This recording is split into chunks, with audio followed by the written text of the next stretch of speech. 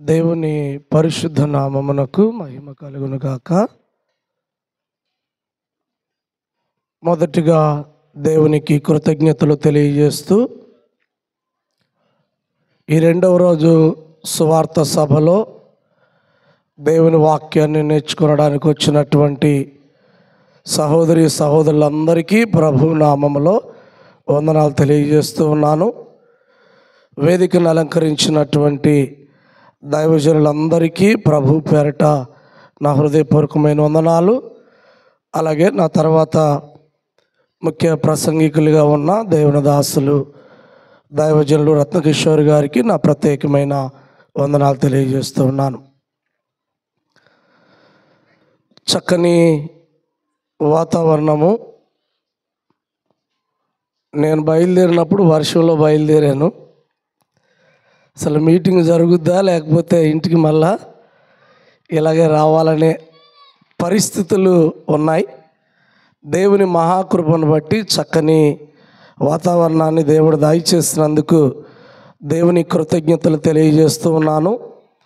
అలాగే నన్ను మీ మధ్యలోనికి ఆహ్వానించినటువంటి యవన దైవజనులు ప్రియులు జోసఫ్ మైకేల్ గారికి, వారి కుటుంబానికి, అలాగే వాంబే కాలనీలోను సుందరీ నగర్లో ఉన్నటువంటి క్రీస్తు సంఘాలకి నా ప్రత్యేకమైన వందనాలు తెలియజేస్తూ ఉన్నాను. ఈరోజు మనము ఏం గమనించబోతూ ఉన్నామంటే,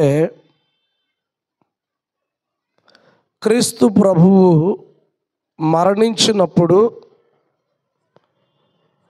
ఆయన మరణ సమయంలో జరిగినటువంటి గొప్ప కార్యాలను ఆలోచన చేయడానికి ప్రయత్నం చేద్దాం. యేసుక్రీస్తు వారు మరణించినప్పుడు అనేకమైనటువంటి గొప్ప కార్యాలు, అనేకమైనటువంటి అద్భుత కార్యాలు, అనేకమైనటువంటి సంఘటనలు బైబిల్ గ్రంథంలో జరిగినట్లుగా చూస్తూ ఉన్నాం. నిన్న ప్రసంగం విన్నటువంటి వాళ్ళు అనుకోవచ్చేమో, నిన్న ప్రభుదాస్ గారు కూడా మరణం గురించి చెప్పారు, సహోదరులు కూడా ఇప్పుడు మరణం గురించి చెప్పి మనకెక్కడ మరణం తెస్తారనుకుంటున్నారేమో. జాగ్రత్తగా వినాలని ప్రభు పేరట కోరుతూ ఉన్నాను. యేసుక్రీస్తు వారి యొక్క మరణము వైవిధ్యమైనటువంటిది. యేసుక్రీస్తు యొక్క మరణము ప్రత్యేకమైనటువంటిది. యేసుక్రీస్తు యొక్క మరణము ప్రాముఖ్యమైనటువంటిది. నిన్నటి దినాన దైవజనులు అనేకమైన విషయాలు అందించారు. ఈరోజు నేను కూడాను క్రీస్తు ప్రభు యొక్క మరణములో జరిగినటువంటి గొప్ప కార్యాలను, లేక క్రీస్తు ప్రభు యొక్క మరణము ఎందుకు వైవిధ్యమైందో ఆలోచన చేయడానికి ప్రయత్నం చేద్దాం. సహజంగా తల్లి గర్భంలో నుంచి ఈ భూమి మీదకి వచ్చినటువంటి ప్రతి వ్యక్తి కూడా ఏదో ఒక దినాన్ని మరణించాలి. ఆదికాండం 2:7 దేవుడైన యెహోవా నేలమంటితో నరుని నిర్మించి వారి నాసికారంధ్రలో జీవవాయువును వదగా నరుడు జీవాత్మ అయిన. మొట్టమొదటి మానవుణ్ణి దేవుడు ఆదికాండంలో తయారు చేశాడు. 2వ అధ్యాయంలో కనబడుతుంది. అదే దేవుడు భక్తుడైనటువంటి సొలొమోను ద్వారా మాట్లాడుతూ ప్రసంగ గ్రంథం 12:7 మన్నైనది వెనకటి వరలే మరలా భూమికి చేరును, ఆత్మ దాన్ని దయచేస్తున్న దేవుని ఎదుకు మరలా పోవును అని అదే దేవుని యొక్క వాక్యములు తెలియజేస్తుంది. ఇంకొంచెం మనం ముందుకు వెళ్ళి ఆలోచన చేసినట్లయితే హెబ్రీయులకు రాసినటువంటి పత్రిక 9:27 మనుషులు ఒక్కసారే మృతి పొందవలనని నియమింపబడెను అనేటువంటి మాట మనకు కనబడుతుంది. ప్రియ దేవుని పిల్లలు, మనం గమనించినట్లయితే ఈ భూమి మీద పుట్టినటువంటి ప్రతి వ్యక్తి కూడాను, ఈ భూమి మీద పుట్టినటువంటి ప్రతి మానవుడు కూడాను ఖచ్చితంగా మరణించాలి. అయితే మన మరణములో ప్రత్యేకత ఏమీ లేదు, మన మరణములో గొప్పతనం ఏమీ లేదు. ఒక ఆయన అంటాడు, నేను మరణించినప్పుడు పెద్ద పెద్ద బాంబులు టపాసులు అన్నీ పేలవండి, చాలా గ్రాండ్గా ఉండాలంటారు. అవి మనం పేలిస్తే వచ్చాయి కానీ ప్రకృతిలో సహజ సిద్ధంగా జరిగేటువంటి ఒక్క కార్యం కూడా లేదు. కానీ యేసు ప్రభు మరణాన్ని కనుక గమనించినట్లయితే ప్రకృతిలో కూడా అనేకమైనటువంటి ఆశ్చర్య కార్యాలు, అనేకమైనటువంటి అద్భుత కార్యాలు, అనేకమైనటువంటి గొప్ప కార్యాలు జరిగాయి అన్నమాట. అందుకే క్రీస్తు ప్రభు యొక్క మరణము వైవిధ్యమైనది అనేటువంటి ఆలోచన మనం చేస్తూ ఉన్నాం. మీరు గమనించినట్లయితే పేతురు రాస్తున్నాడు, యేసు ప్రభు వారు ఎందుకు మరణించారు? What is the reason? మనమందరం మనుషులం కాబట్టి మరణిస్తూ ఉన్నాము. హెబ్రీ 9:27 ప్రకారంగా మనందరికీ మరణం అనేది నియమించబడింది కాబట్టి మరణిస్తూ ఉన్నాము. మరి యేసుక్రీస్తు వారు ఎందుకు మరణించాల్సి వచ్చింది? వాట్ ఇస్ ద రీజన్ అన్నట్లయితే పేతురు రాసినటువంటి మొదటి పత్రిక 3వ అధ్యాయము, బైబిల్ ఉన్నటువంటి వారందరూ కూడా పేతురు రాసినటువంటి మొదటి పత్రిక 3వ అధ్యాయము 18వ వచనం 2వ భాగం గమనించినట్లయితే, ఏలయనగా మనలను దేవుని యొద్దకు తెచ్చుటకు. ఎవరు దేవుని యొద్దకు తెచ్చుటకు? మనలను. ఇదిగో ఈ రాత్రికాల సమయంలో ఉన్నటువంటి మనలను దేవుని యొద్దకు తెచ్చుటకు, ఆ అనీతిమంతుల కొరకు లేక పాపుల కొరకు లేక దౌర్భాగ్యుల కొరకు లేక మానవుల కొరకు నీతిమంతుడైన క్రీస్తు శరీర విషయములో చంపబడ్డాడు. ఎందుకు యేసు ప్రభువు వారు చంపబడ్డాడు? ఆయనకు వచ్చినటువంటి మరణము సహజమైన మరణం కాదు. ఏదో జబ్బు వస్తే మరణించినటువంటి వాడు కాదు. ఏదో పాపం వల్ల మరణించినటువంటి వాడు కాదు. మరి ఎందుకు మరణించాడు అంటే, అనీతిమంతుల కొరకు నీతిమంతుడైన క్రీస్తు శరీర విషయంలో ఏం చేయబడ్డాడు? క్రీస్తు ప్రభు మరణము అనుకుంటున్నాం కానీ మరణం కాదు, చంపబడ్డాడు. ఎవరి కొరకు చంపబడ్డాడు? మనందరి కొరకు, అనీతిమంతులమైన మన కొరకు, దౌర్భాగ్యులమైన మన కొరకు, నీచులమైనటువంటి మన కొరకు, మనందరి కొరకు క్రీస్తు ప్రభువు చంపబడ్డాడు. దాన్నే మరణము అని మాట్లాడుతూ ఉన్నాం. ఎక్కడ చంపబడ్డాడు, ఎలా చంపబడ్డాడు అంటే మనకు తెలుసు. సిలువ మీద ఆయన మరణము అందరిలాంటి మరణము కాదు, ప్రత్యేకమైనటువంటి మరణము. ఆయన సిలువ వేసి చేతుల్లో మేకులు కొట్టారు, కాళ్ళలో మేకులు కొట్టారు, తల మీద ముళ్ళ కిరీటం పెట్టారు, ప్రక్కలో బల్లెం పొడిచారు. అది సహజమైనటువంటి మరణము కాదు. It's not a normal death. అది సహజమైనటువంటి మరణము కాదు. మరి యేసుక్రీస్తు వారు మరణించినప్పుడు ఆ జరిగినటువంటి వైవిధ్యమైనటువంటి శ్రేష్టమైనటువంటి గొప్ప కార్యాలను ఈ రాత్రికాల సమయంలో మనం అధ్యయనం చేయడానికి ప్రయత్నం చేద్దాం. అవి గ్రంథంలోనే ఉన్నాయి, నేనేదో బయట నుంచి చెప్పట్లేదు. కంటికి కనబడే భౌతికపరమైనటువంటి కార్యాలను క్రీస్తు ప్రభువు మరణించినప్పుడు కంటికి కనబడినటువంటి కార్యాలను, భౌతికపరమైనటువంటి కార్యాలను మనం ఈ రాత్రికాల సమయంలో గమనించడానికి ప్రయత్నం చేద్దాం. నాకు తెలిసిన సీక్వెన్స్లో చెప్పడానికి ప్రయత్నం చేస్తాను. మొదటిగా మనం గమనించినట్లయితే భూకంపము కలిగింది. యేసు ప్రభు వారి యొక్క మరణం సమయంలో ఏం జరిగింది అంటే భూకంపం కలిగింది, లేక భూమి కంపించింది. మనం మరణించినప్పుడు, మనమంటే ఇప్పుడు బ్రతికే ఉన్నాం, మనమంటే మనుషులు అనేటువంటి మాటలో నేను మనం అంటున్నాను. ఒక మనుషులు మరణించినప్పుడు ఎప్పుడైనా భూకంపం కలుగుతుందా? There is no earthquake. మనుషులు మరణించినప్పుడు అటువంటి సందర్భాలు ఏమీ జరగట్లేదు. కానీ సాక్షాత్తు దేవుని కుమారుడైనటువంటి యేసుక్రీస్తు వారు మరణించినప్పుడు ప్రకృతిలో ఒక మనుషునికి అందనటువంటి ఒక గొప్ప కార్యం జరిగింది. ఏంటది అన్నట్లయితే భూకంపం కలిగింది.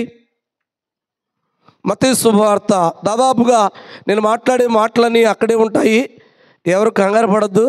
మత్తయి శుభవార్త 27వ అధ్యాయము, మీ బైబిల్ గ్రంథాన్ని మత్తయి శుభవార్త 27వ అధ్యాయము 51వ వచనం నుండి నేను కొన్ని మాటలు చదువుతాను, జాగ్రత్తగా వినాలని కోరుతున్నాను. అప్పుడు దేవాలయపు తెర పైనుండి క్రింది వరకు రెండుగా చినిగెను, భూమి వణకెను. బైబిల్ గ్రంథంలో వ్రాయబడినటువంటి మాట ఏంటంటే భూమి వణకెను. ఈ రోజుల్లో ఎవరైనా సరే ఒక మానవుడు చనిపోయినప్పుడు ఒక మనిషి చనిపోయినప్పుడు ఆయన ప్రధానమంత్రి కానివ్వండి, ముఖ్యమంత్రి కానివ్వండి, లేక అమెరికా ప్రెసిడెంట్ కానివ్వండి, లేక ఉన్నతమైన వ్యక్తి కానివ్వండి, లేక ప్రపంచంలో కోటీశ్వరుడు కానివ్వండి, ఆయన చనిపోయినప్పుడు భూమి కంపించే అవకాశము లేదు. క్రీస్తు ప్రభు మరణములో వైవిధ్యంగా ఉన్నటువంటి ఒక విషయం ఏంటంటే భూమి కంపించింది, భూమి వణకెను అంటూ ఉన్నాడు. 54వ వచనము మనం గమనించినప్పుడు, శతాధిపతియు అతనితో కూడా యేసునకు కావలి ఉన్న వారును భూకంపమును జరిగిన కార్యములన్నిటినీ చూచి. ఏం జరిగిందట? భూకంపము జరిగిన కార్యములన్నిటినీ చూచి మిక్కిలి. క్రీస్తు ప్రభు మరణించినప్పుడు భూకంపం రావడం జరిగింది. ఆ భూకంపములో అక్కడ ఉన్నటువంటి మనుషులందరూ కూడా భయపడ్డారు. అది క్రీస్తు ప్రభు యొక్క మరణంలో జరిగినటువంటి గొప్ప సంగతి. మామూలుగా నిజంగా పాలస్తీనా దేశంలో మీరు గమనించినట్లయితే భూకంపాలు అనేవి తరచుగానే జరుగుతూ ఉంటాయి. సుమారుగా ఒక 5.5 నుండి 6 రిక్టర్ స్కేల్లో పాలస్తీనాలో భూకంపాలు జరుగుతూ ఉంటాయి. కానీ క్రీస్తు ప్రభువు మరణించినప్పుడు జరిగిన భూకంపము అది ప్రత్యేకమైనది, వైవిధ్యమైనదని దేవుని యొక్క వాక్యము తెలియజేస్తూ ఉంది. మనం గమనించినప్పుడు మీకు ఒక విషయాన్ని చెప్తాను. యాక్చువల్గా భూమి కంపించినప్పుడు నష్టం జరుగుతుందా, లాభం జరుగుతుందా? బాగా లాభం జరుగుతుంది, అంతే కదా? జరగదా? భూమి కంపించినప్పుడు బాగా లాభం జరుగుతుందా? జరగదు, నష్టం జరుగుతుంది. కానీ క్రీస్తు ప్రభు యొక్క మరణ సమయంలో జరిగిన భూకంపానికి ఒక పెద్ద లాభము ఏంటంటే సమాధుల్లో ఉన్న వాళ్ళందరూ కూడా తిరిగి లేచారు. It's a great thing. అంటే క్రీస్తు ప్రభు యొక్క మరణములో జరిగినటువంటి విషయాలు మనం గమనించినట్లయితే దాదాపుగా ప్రపంచంలో కొన్ని దేశాలు ఉన్నాయి. ఆ కొన్ని దేశాల్లో తరచుగా భూకంపాలు జరుగుతూ ఉంటాయి. జపాన్ దేశాన్ని మీరు గమనించండి. జపాన్ దేశంలో కూడా భూకంపాలు తరచుగా వస్తూ ఉంటాయి. చదువుకునేటువంటి వాళ్ళకి అర్థమవుతూ ఉంటుంది. వాళ్ళు ఏం చేసేవాళ్ళంటే కింద బలమైన పునాది వేసుకొని పైన ఉన్నటువంటి రూఫు బలము లేనటువంటివి ఒకవేళ పడిపోతే వాళ్ళకి ప్రాణ నష్టం కలగకుండా జపాన్లో అటువంటి టెక్నాలజీతో ఇల్లు నిర్మిస్తూ ఉన్నారు. నేను కూడాను 2010వ సంవత్సరం అండమాన్ నికోబార్ దీవుల్లో ఉన్నాను. అక్కడ ఉన్నటువంటి వాళ్ళు భూకంపం వచ్చిందంటే నాకేం గుండెలు గుట్టుకు అంటున్నాయి. ఎందుకంటే నేనే ఊరు ఆంధ్ర విడిచిపెట్టి అండమాన్ వెళ్ళాను. వీళ్ళు ఎప్పుడు పడితే అప్పుడు భూకంపం అంటున్నారు, ఇంటికి వెళ్తారా లేదా అనేది ఒక భయం. కానీ అక్కడ ఉన్నటువంటి వాళ్ళకి ఆ భయం ఏమీ లేదు. తరచుగా అక్కడ భూకంపాలు వస్తాయి కనుక వాళ్ళు కామన్గానే ఉన్నారు. 6 పాయింట్స్ దాటిందండి, రిక్టర్ స్కేల్ 6 దాటిందండి అంటే అక్కడ ఉన్నటువంటి వాళ్ళు చాలా ప్రశాంతంగా ఉన్నారు. అంటే నేను తెలియజేస్తున్న విషయం ఏంటంటే క్రీస్తు ప్రభువు మరణించినప్పుడు భూకంపం జరిగింది. అది ప్రకృతిలో సహజమైనప్పుడు కూడా ఆ భూకంపంలో ఒక ప్రధానమైనటువంటి విషయం దాగుంది. మీరు గమనించినప్పుడు ఈ భూకంపము దేనికి సింబాలిక్ లేక దేనికి సూచన అని మీరు ఆలోచన చేసినట్లయితే జాగ్రత్తగా గమనించండి. పాత నిబంధన కాలములో ఇజ్రాయేలీలు ఐగుప్తు దేశంలో నుండి బయటకు వచ్చిన తర్వాత సీనాయి కొండ దగ్గరికి వచ్చారు. సీనాయి కొండ దగ్గరకు వచ్చినప్పుడు సీనాయి కొండ దగ్గర దేవుడు వారికి ఏమిచ్చాడండి? ధర్మశాస్త్రాన్ని ఇచ్చాడు. ధర్మశాస్త్రాన్ని ఇచ్చినప్పుడు నిర్గమకాండాన్ని మీరు 19వ అధ్యాయము 18వ వచనాన్ని కనుక 19వ అధ్యాయము 18వ వచనాన్ని కనుక గమనించినప్పుడు ఆ ధర్మశాస్త్రము పొందుకునేటప్పుడు ధర్మశాస్త్రాన్ని ఇవ్వడానికి వచ్చినప్పుడు పర్వతమంతయు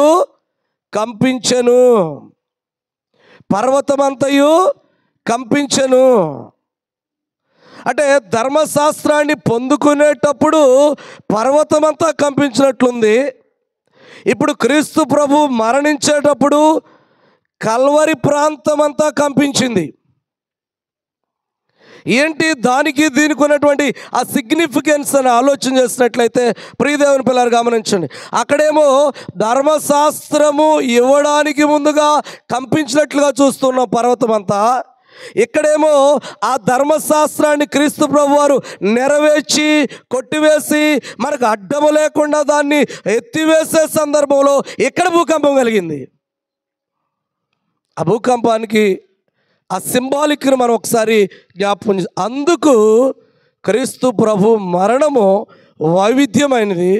ఆయన మరణములో జరిగినటువంటి భూకంపం కూడా అదొక వైవిధ్యమైనటువంటి కార్యం అనేటువంటి విషయాన్ని తెలియజేస్తూ ఉన్నాను.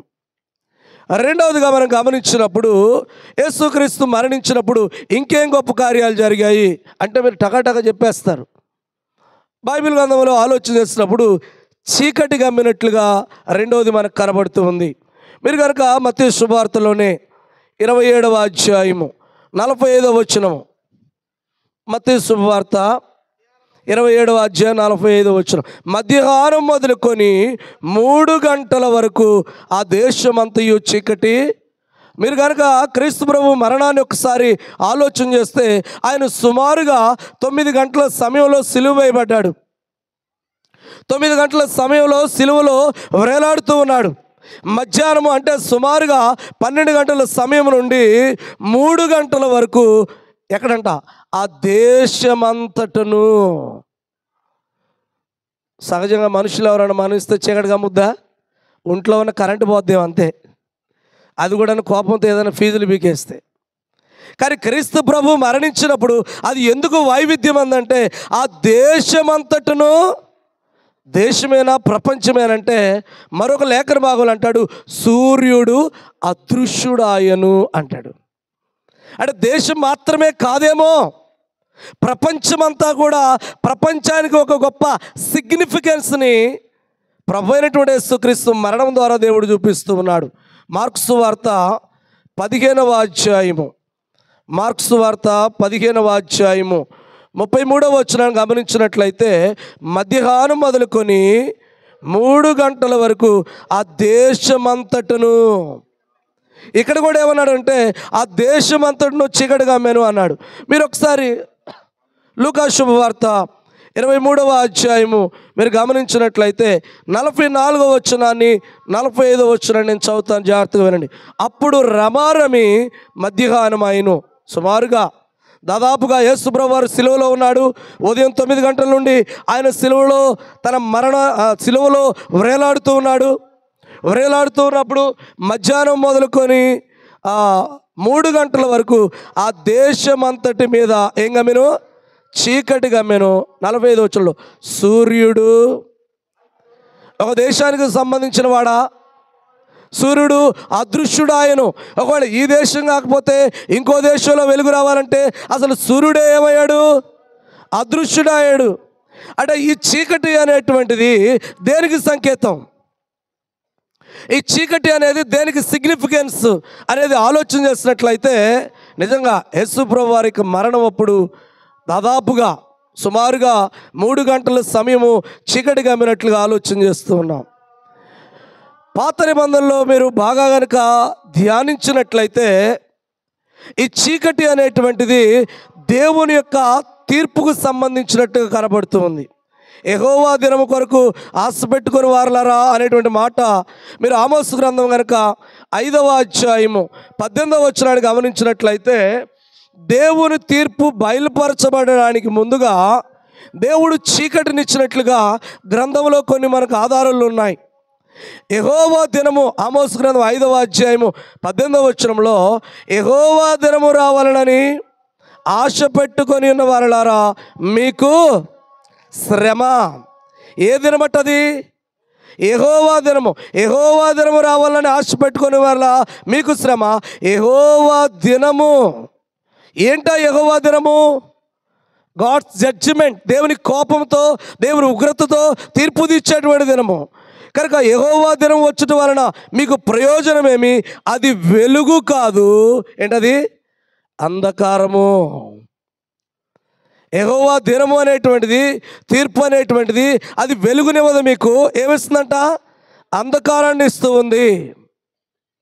మీరు గమనించినట్లయితే పాత నిబంధన గ్రంథములో ఇజ్రాయేల్ ప్రజలని దేవుడు విడిపించడానికి మోషేను పంపినప్పుడు మోషే వెళ్ళాడు. ఇజ్రాయేల్ ప్రజలు విడిపించడానికి 1వ తెగులు, 2వ తెగులు, 3వ తెగులు చేసుకుంటూ వచ్చాడు. 9వ తెగులు చూసినట్లయితే 9వ తెగులు ఏంటి తెలుసా? 3 దినములు గాఢాంధకరమైన చీకటి. మీరు గమనించినట్లయితే ఆ 9వ తెగులులో 3 దినములు గాఢాంధకరమైన చీకటి. చీకటి తర్వాత దేవుడు ఏం చేస్తాడు తెలుసా? వాళ్ళకు తీర్పునిచ్చాడు. ఏంటా తీర్పు తెలుసా? ఇజ్రాయేలీలు ఐగుప్తీయులలో ప్రతి తొలుచూలు సంతానము మరణించాలి. దేవుని యొక్క జడ్జిమెంట్ ముందు, గాడ్స్ జడ్జిమెంట్ ముందు ఏం చేస్తాడు? 3 రోజులు గాఢాంధకరమైన చీకటి కమ్మింది. ఆ తర్వాత 10వదిగా మీరు నిర్గమకాండము 10వ అధ్యాయము 21, 22 వచనాలు చూసినట్లయితే ఆ 9వ తెగులు 3 దినములు గాఢాంధకారంగా చీకటి కమ్మినట్లుగా, నిర్గమకాండం 11వ అధ్యాయము 4 నుంచి 5 వచనాలు చూసినట్లయితే తొలిచూలు కుమారులు చనిపోయినట్లుగా చూస్తున్నాం. అంటే దేవుని యొక్క తీర్పు అనేటువంటిది ఏం చేస్తుంది? తీర్పుకు ముందుగా చీకటి కమ్మింది. దేవుని తీర్పులో ఐగుప్తీయులు ప్రతి తొలిచూలు సంతానము మరణించినట్లుగా చూస్తూ ఉన్నాం. ఇప్పుడు క్రొత్త నిబంధన గ్రంథంలో కూడాను యేసుక్రీస్తు మరణములో కూడాను దేవుడు తీర్పు తెచ్చబోతూ ఉన్నాడు. ఏం తీర్పు తెచ్చబోతున్నాడంటే, మనం అందరం చేసినటువంటి పాపాలని యేసుక్రీస్తు మీద వేసి యేసుక్రీస్తుని పాపిగా చేసి ఆయన మరణానికి అప్పగిస్తూ ఉన్నాడు. దేవుడు అంగీకరించాడా లేదా? అవును, అంగీకరించాడు. మనం అందరం చేసినటువంటి పాపాలను, మనం అందరం చేసినటువంటి అతిక్రమాలను, మనం అందరం చేసినటువంటి తప్పులను, ఆ తీర్పుని తీర్చి ఎవరి మీద వేశాడు? యేసు ప్రభు మీద వేశాడు. ఆయన దానిని భరించి మనందరి కొరకు మరణించాడు, క్రొమ్మరించాడు. కనుక మానవుల పాపములకు ప్రాయశ్చిత్తముగా లేక బలియాగముగా దేవుని కుమారుణ్ణి బలిచ్చినట్లుగా చూస్తూ ఉన్నాం. అంటే దేవుని తీర్పు ఆయన ముందు, ఆ తీర్పు రావడానికి ముందుగా ఏం జరిగింది? అక్కడ చీకటి కమ్మినట్లుగా చూస్తూ ఉన్నాం. మీరు గలతీయులకు రాసినటువంటి పత్రిక 3వ అధ్యాయము 13వ వచనములోను, కొరింథీయులకు రాసినటువంటి 2వ పత్రిక 5వ అధ్యాయము 21వ వచనములోను, పేతురు రాసినటువంటి మొదటి పత్రిక 2వ అధ్యాయము 24వ వచనంలో కూడా సిలువ మీద మన పాపము నిమిత్తము దేవుని తీర్పును అంగీకరించాడు. మీరు మరలా చదవండి. గలతీయులకు రాసిన పత్రిక 3వ అధ్యాయము 13వ వచనము, కొరింథీయులకు రాసినటువంటి 2వ పత్రిక 5వ అధ్యాయము 21వ వచనము, పేతురు రాసినటువంటి మొదటి పత్రిక 2వ అధ్యాయం 24వ వచనంలో అక్కడ సిలువ మీద మన పాపము నిమిత్తము దేవుని తీర్పును యేసుక్రీస్తు వారు అనుభవించాడనేటువంటి విషయాన్ని తెలియజేసి ఏం చెప్పుకున్నామమ్మా? నిద్రపోయేవాళ్ళు చెప్పాలి. చలి పడుతుందండి, మాకు నిద్ర రావట్లేదంటారా? లేకపోతే నిన్నటి నుంచి మరణం అంటున్నారు, మా మరణానికి వచ్చిందంటారా? ఒకటి, క్రీస్తు ప్రభు మరణించినప్పుడు భూకంపము కలిగింది. 2వది చీకటి కమ్మింది. 3వది తెలియజేస్తాను. దేవాలయపు తెర పైనుండి క్రింది వరకు చినిగిపోయింది. దేవాలయపు తెర 2గా చిరిగింది. మత్తయి శుభవార్తలోనే మీరు గమనించినప్పుడు 27వ అధ్యాయం, దాదాపుగా నేను మాట్లాడే మాటలన్నీ కూడా మత్తయి సువార్త 27, మార్కు 15, లూకా 23లోనే కనబడుతూ ఉంటాయి. ఒకసారి మనం జ్ఞాపకం చేసుకున్నట్లయితే మత్తయి శుభవార్త 27వ అధ్యాయము 51వ వచనం, అప్పుడు దేవాలయపు తెర పైనుండి క్రింది వరకు 2గా ఎలాగైపోయింది? పైనుండి క్రింది వరకు 2గా చినిగింది.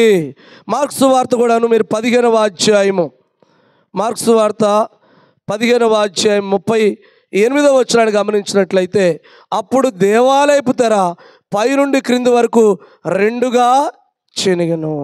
లూకా శుభవార్త 23వ అధ్యాయము, లూకా శుభవార్త 23వ అధ్యాయము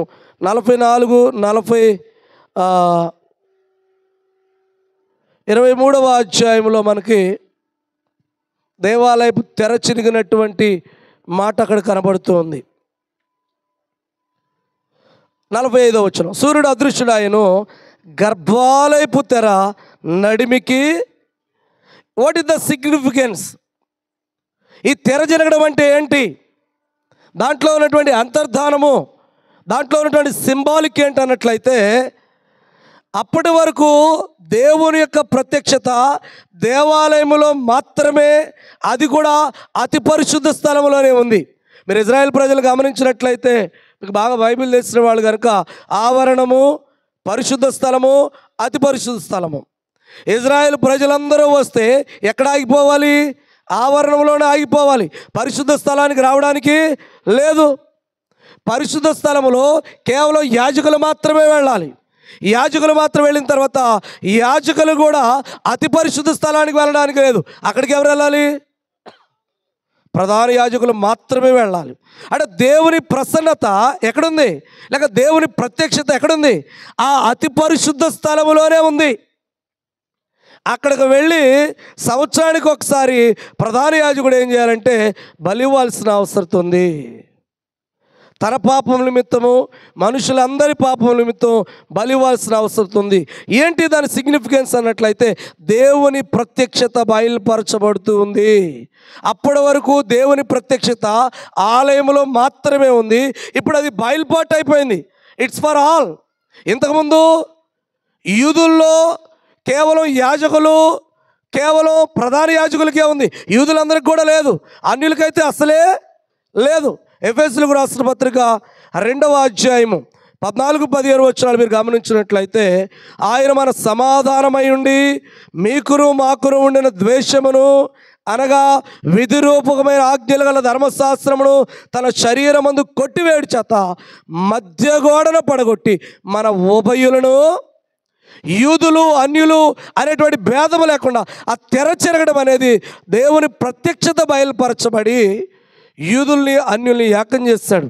మరి లేవికాండం 16వ అధ్యాయము 33-34 వచనాలు కనుక గమనించినట్లయితే, దాని ప్రకారంగా ప్రధాన యాజకుడు సంవత్సరానికి ఒక్కసారి మాత్రమే, ఎన్నిసార్లు?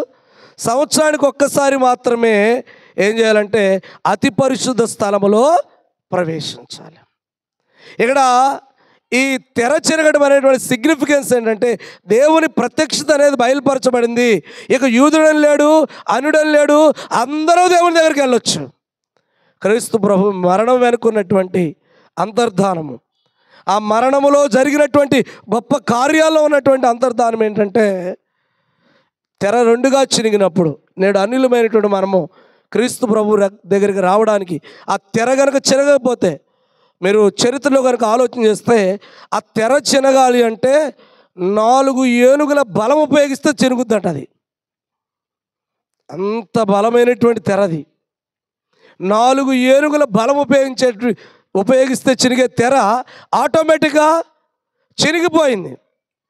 కనుక అన్యులకి యూదులకి భేదం లేదు, అందరి ఒకటే.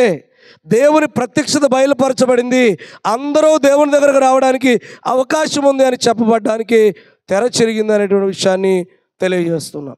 1 భూకంపం కలిగింది, 2 చీకటి కమ్మెను, 3 తెర చినిగెను, 4వది సమాధులు తెరవబడ్డాయి. ఏం తెరవబడ్డాయి? నిజంగా మీరు గమనించినప్పుడు, ఒకవేళ మనుషులమైనటువంటి మనం ఎప్పుడైనా చనిపోతే ఓ తెల్లగుడ్డ చింపు తీసుకొచ్చేసి మనం ఏదో వేస్తారేమో. తెర జరిగిందంటే మనకి ఏదైనా ఉంటే ఒక గుడ్డ తీసుకొచ్చి వేస్తారేమో. అంతకుమించి పెద్ద పెద్ద గుడ్డలేమి, లేకపోతే పెద్ద పెద్ద క్లాత్లు ఏమి మనకు వేయరు. కానీ క్రీస్తు ప్రభు మరణం వరకు ఉన్నటువంటి అంతర్ధానము, లేక ఆ మరణంలో జరిగినటువంటి గొప్ప కార్యాలు ఉన్నటువంటి ప్రాముఖ్యతను దేవుడు తన గ్రంథం ద్వారా తెలియజేస్తాడు. 4వదిగా సమాధులు తెరవబడిన అనేటువంటి విషయము మత్తయి సువార్త మరలా 27వ అధ్యాయము 52-53 వచనాలు గమనించినట్లయితే, సమాధులు తెరవబడిను, నిద్రించిన అనేక మంది పరిశుద్ధుల శరీరములు లేచెను. వారు సమాధుల్లో నుండి బయటికి వచ్చి ఆయన లేచిన తర్వాత పరిశుద్ధ పట్టణంలో ప్రవేశించి అనేకులకు అగపడ్డారు. ఈ సమాధులు తెరవబట్టం అనేటువంటిది దేనికి సిగ్నిఫికెన్స్, లేక దేనికి సింబాలిక్? ఈ సమాధులు తెరవబడటం అనేటువంటిది మరలా పునరుత్థానం జరగబోతుంది. పునరుత్థానాన్ని తెలియచేయడానికి, పునరుత్థానాన్ని ముందుగా ప్రకటించడానికి సమాధులు తెరవబడినట్లుగా చూస్తూ ఉన్నాం. మీరు కనుక గమనించినప్పుడు యేసుక్రీస్తు సాధించినటువంటి విజయానికి ఆ తెరవబడినటువంటి వాళ్ళు ప్రతీకలుగా నిలవబడ్డారు. పునరుత్థానంలో క్రీస్తునందున్నటువంటి వారు తిరిగి లెగుస్తారు అని చెప్పబడడానికి సింబాలిక్గా సమాధులు తెరవబడిను. నిద్రించిన అనేక మంది పరిశుద్ధుల శరీరములు, ఒకటా రెండా లెక్క పెట్టడానికి అనేక మంది పరిశుద్ధుల శరీరములు లేచెను. మళ్ళీ గమనించండి, వారు సమాధులు తెరవబడ్డాయి. సమాధుల్లో నుండి బయటికి వచ్చి ఆయన లేచిన తర్వాత వచ్చినటువంటి వాళ్ళు ముందు ఎవరు కనపడిందాక ఆగారు? క్రీస్తు ప్రభు కనపడిందాక ఆగారు. ఆయన లేచిన తర్వాత పరిశుద్ధ పట్టణంలో ప్రవేశించి అనేకులకు కనబడరి.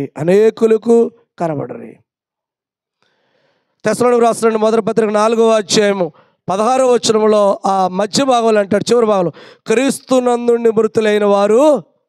ఈరోజు ఆ సమాధులు తెరవబడటానికి గల ఆ సింబాలిక్ ఏంటంటే పునరుత్థానం అనేది జరుగుతుంది.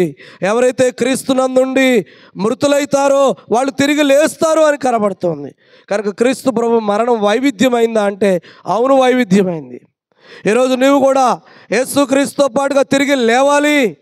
రెండవసారి క్రీస్తు ప్రభు వచ్చినప్పుడు ఆయన ఎదుర్కొనడానికి వెళ్ళి దేవునితో యుగయుగాలు ఉండాలంటే నీ సమాధి కూడా తెరవబడాలి అంటే యేసుక్రీస్తు నువ్వేం చేయాలంటే నమ్ముకోవాల్సిన అవసరత ఎంతైనా ఉంది అనేటువంటి విషయాన్ని తెలియజేస్తూ ఉన్నాను.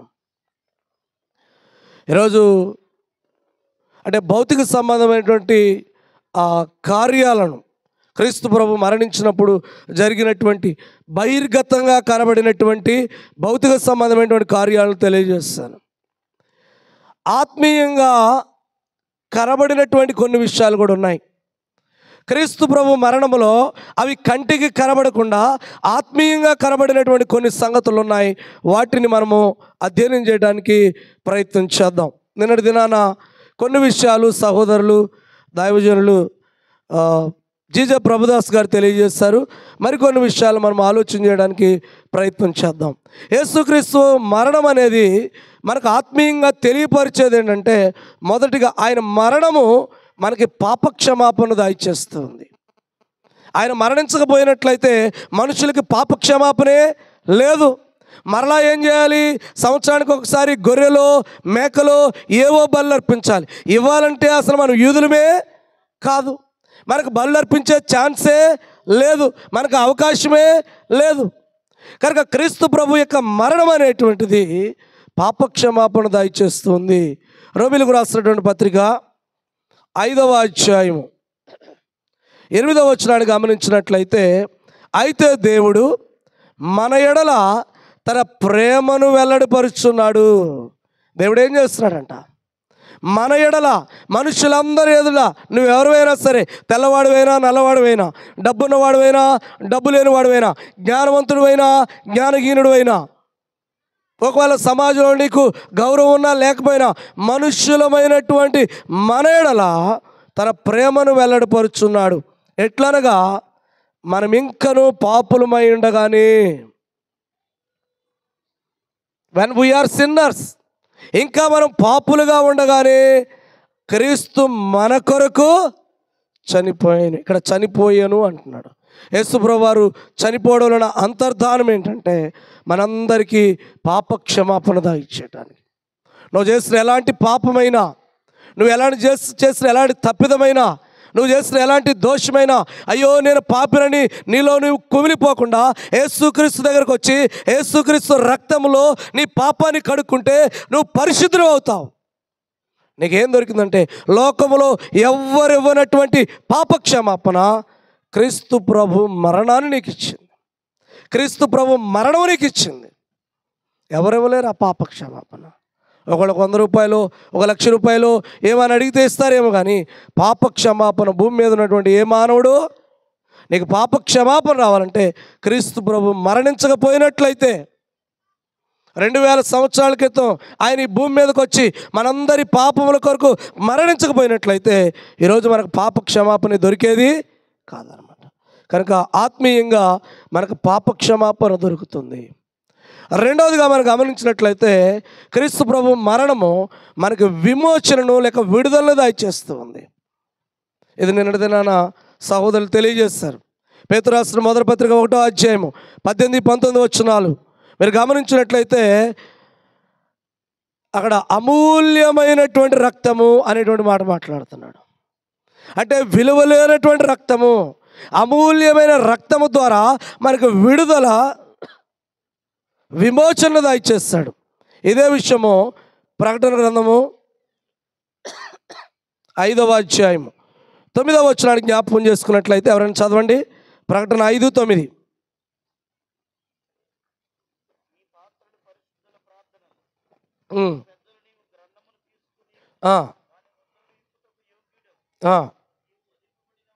నీవు వధింపబడిన వాడవై నీ రక్తమిచ్చి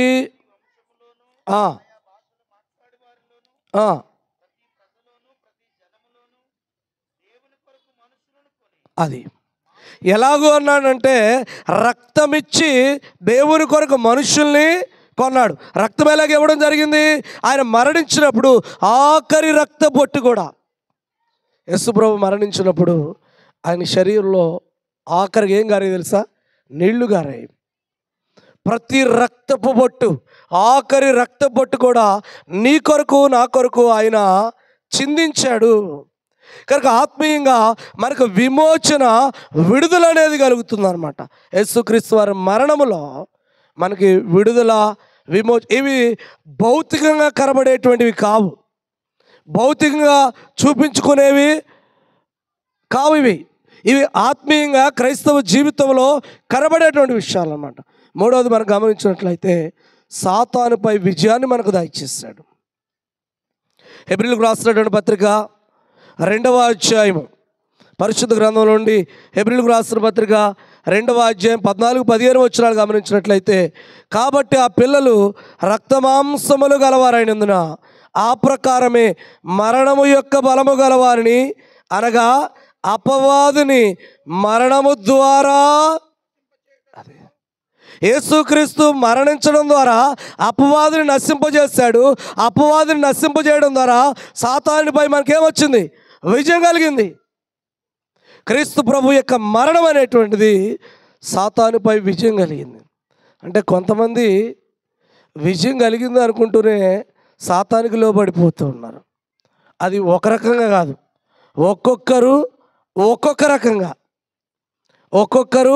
రకంగా సాతానుపై మాకు విజయం వచ్చింది అనుకుంటూనే మరలా సాతానికి లోబడిపోతున్నారు.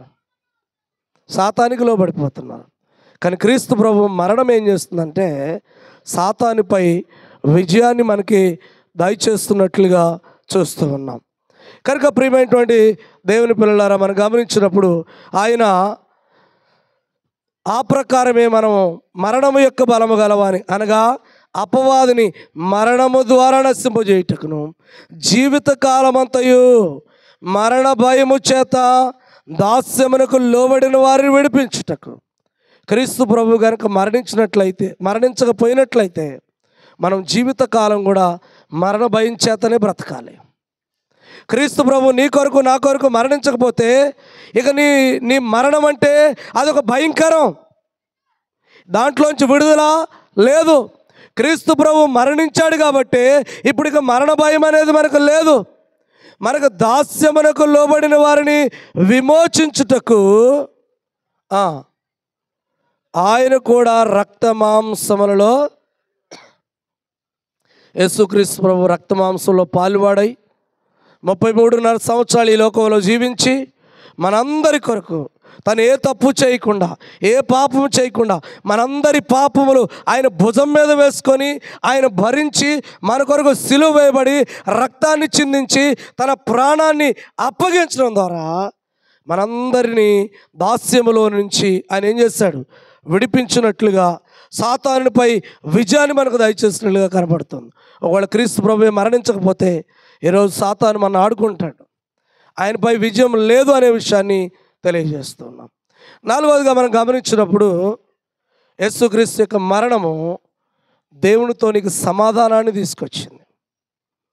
పాత నిబంధన గ్రంథంలో మనం గమనించినప్పుడు కేవలం ఇజ్రాయేలీలు యూదులు మాత్రమే దేవుని దగ్గరకు వెళ్ళడానికి లేక దేవునికి బలర్పించడానికి అవకాశం ఉంది. కానీ అన్యులకు అవకాశం ఏమీ లేదు. క్రీస్తు ప్రభు మరణం అనేటువంటిది రోమీయులకు రాసినటువంటి పత్రిక 5వ అధ్యాయం 10వ వచనానికి జ్ఞాపకం చేసుకున్నట్లయితే, రోమీయులకు రాసిన పత్రిక 5వ అధ్యాయము 10వ వచనము, ఏలయనగా శత్రువులమై ఉండగా ఎవరికి శత్రువులు? మనుషులకు కాదు, దేవునికి శత్రువులమై ఉండగా ఆయన కుమారుని మరణము ద్వారా అది దేవునితో సమాధానం ఎలా వచ్చిందండి? యేసుక్రీస్తు వారి కనుక మరణించకపోయినట్లయితే దేవునితో మనకు సమాధానమే లేదు, దేవునితో మాట్లాడే అవకాశమే లేదు, దేవుని దగ్గరకు వెళ్ళే అవకాశమే లేదు. కనుక దేవునితో సమాధానం ఎలా వచ్చిందంటే ఆయన కుమారుని మరణము ద్వారా మనము దేవునితో సమాధానపరచబడిన వారమై ఆయన జీవించుడు చేత మరి నిశ్చయముగా రక్షించబడదుము. కనుక యేసుక్రీస్తు వారి మరణములో క్రైస్తవులకు ఉన్నటువంటి మేలు, ఆ గొప్ప కార్యం ఏంటన్నట్లయితే, నువ్వెవరైనా సరే, నువ్వు ఎలాంటి వాడమైనా సరే దేవునితో సమాధానం ఉంది. ఓ కలెక్టర్ దగ్గరికి వెళ్ళలేకపోవచ్చు, ఓ డీజీపీ దగ్గరికి వెళ్ళలేకపోవచ్చు, ఒక సీఎం దగ్గరికి వెళ్ళలేకపోవచ్చు, ఒక మంత్రి దగ్గరికి వెళ్ళలేకపోవచ్చు. నీ స్టేటస్ అది కాదు. కానీ నువ్వు దేవుని దగ్గరికి వెళ్ళడానికి యేసుక్రీస్తు మరణము నిన్ను దేవునికి దగ్గర చేసింది. దేవునితో సమాధాన పడినట్లుగా చూస్తున్నాం. కొరింథీయులకు రాసినటువంటి రెండవ పత్రిక 5వ అధ్యాయం 18-19 వచనాలని మనం జ్ఞాపకం చేసుకున్నట్లయితే, సమస్తము దేవుని వల్ల అయినవి, ఆయన మనలను క్రీస్తు ద్వారా తనతో సమాధానపరుచుకొని ఆ సమాధానపరచు పరిచర్యను మాకు అనుగ్రహించెను. అదేమనగా దేవుడు వారి అపరాధములను